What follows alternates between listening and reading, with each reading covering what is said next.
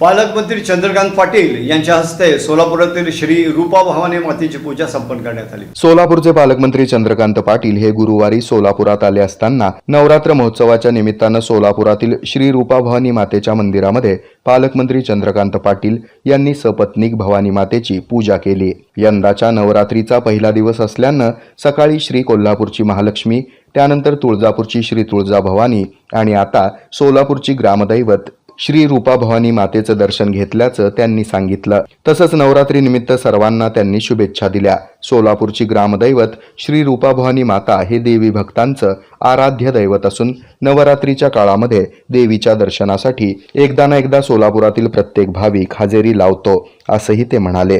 या प्रसंगी पालकमंत्री चंद्रकांत पाटील यांच्यासह भाजपचे प्रदेश कार्यकारिणी सदस्य शहाजी पवार, मोहन डांगरे आदींची उपस्थिती होती। संसाराची तू अन्नपूर्णेची सावली, संस्कारात तूच खरी, तूच माय माऊली, तूच माय माऊली।